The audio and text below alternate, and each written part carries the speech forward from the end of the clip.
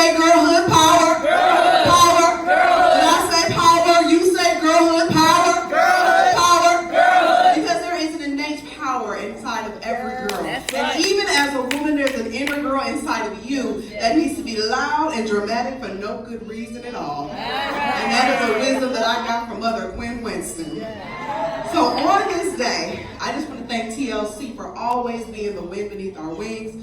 Mark your calendars because October the 11th is not Christopher Columbus Day, but it is the International Day of the Girl. As sanctioned by the United Nations, that we will take pause and acknowledge the truth, the beauty, the power, and the mystery of the girl. Amen. So please celebrate yourselves. Yes, my sister over here in Chicago, we're doing it. We're at Wayne State University, so please come engage me later. But TLC, thank you for everything that you have done for the power of girlhood. Lauren Godwin is our baby, and she is still working with the power of girlhood. Amen. Wait a minute before you start. Okay. And I ain't crying either. Okay. All right. Don't make you. Well, you won't. I declare. Thou shalt decree a thing and it shall be established. You ain't gonna cry. Anyway, my Sheri. I've known this baby since she was a baby. Her mom and I were best friends. We are still. Her mom's in spirit realm. And I just see her taking on her mom's work. Praise God. And she's one of our featured speakers next month when we have our official birthday celebration at our luncheon with Dr. Spencer and Erica. And I've just watched her, you know. Where did you live in Chicago? I'm interviewing you. When you lived there with the Melaleuca? Downtown in the South Loop. The South Loop. Yes. But just tell them where you lived. Lakeshore Drive. Tell them what floor you lived on. 42nd floor penthouse. Downtown Chicago. You know that ain't no joke, right? Anyway, when Pat had her opportunity, she came home. Amen. To take care of her mom. And didn't think about everything that she was leaving. I mean, and they were making big. And just trusted God. Got a place and took her baby to the American Girl to get them dolls, you know? Yeah. And the only black doll they had was a slave doll named Addie. Wow. And it just came in her heart that, okay, I gotta do something. And the idea came when her husband were waking up. She has two beautiful girls. And Corey was waking the girls up and said, "Wake up, pretty brown girls." And that's where this name came from. And the dolls are in existence, all kinds of t-shirts and tote bags. And she is in over 100 schools in the United States.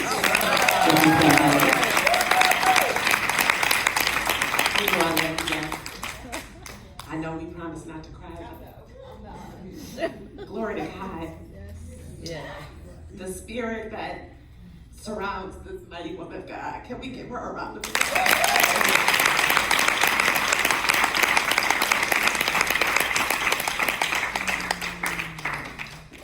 The message even this morning has just been right on time. And when Reverend Shaheerah, my mama Shaheerah, says that she is coming as a prophet, that is nothing but the truth.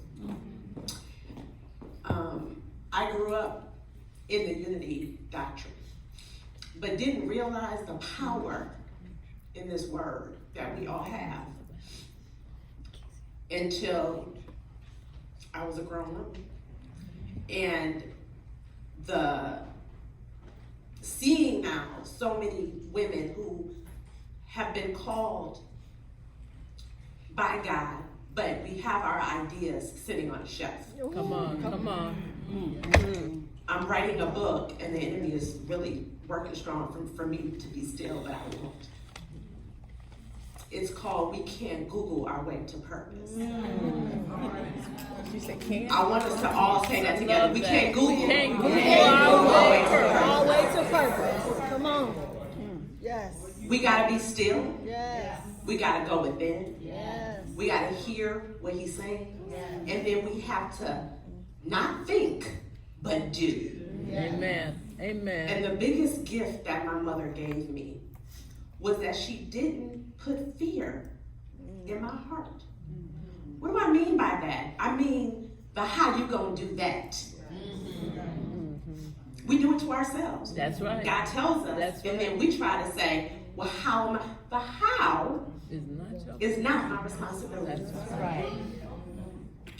Pretty Brown Girl was an answer to a prayer. I didn't grow up with an idea to empower girls. It wasn't something that I can't even plan a birthday party for my own daughters without being late and forgetting the candles and the cake.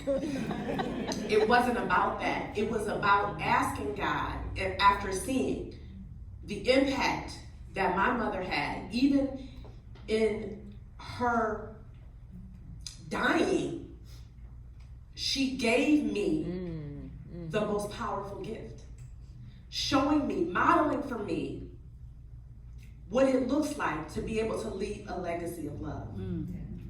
To use your gifts to empower other people will live far beyond anything that we can ever do. And as people are telling me, some of the mighty women in this room that knew my mother, Patricia Harris Johnson, the stories of how she impacted them. I'm standing there and I'm saying, Lord, what are people gonna tell my daughters about their mom? That she making money living in a penthouse on Michigan Avenue? That's not good enough. So when I went from that penthouse now to a little 2-bedroom apartment, man, you were there, you saw that little place. I was able to get out of the chaos and hear from him and have him show me.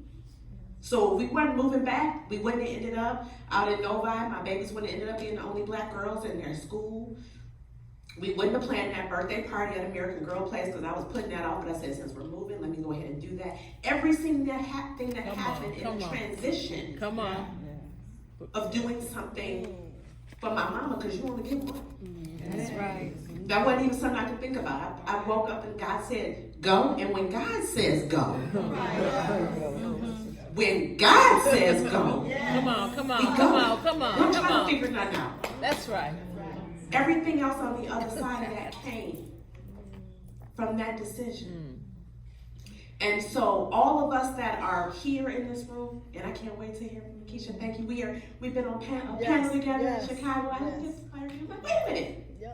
That's my sis. So every single thing, it's not about our plan. That's right. No. Say that again. It's not about our plan. It's not about what we want. Because we can do a bunch of vision boards and put on there what we want. And guess what? If we don't confirm that with what God wants for us, it ain't happening. And if it does happen, you're going to have to redo that thing. Because we got to get in alignment. We got to get in the alignment so it can unfold. What does that look like? We don't get to see it until it happens. Smart black women. We so smart. We want to know everything ahead of time. God don't get the glory that way. No. When my husband, when I heard him call our daughters pretty brown girls, I wasn't even in the room, but I could hear it and it pierced my spirit. And I went online and I looked it up and there was nothing but pornography on the other side of that Google search.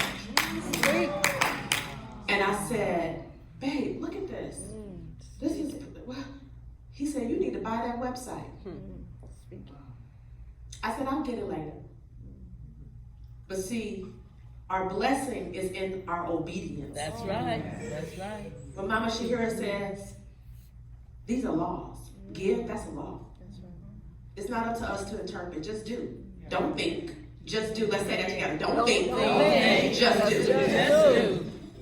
All of us thinking and blinking Right. ain't busting no moves. Right. And our society and our community right now with all the social injustice needs us. And we trying to figure out the how. It's not our responsibility.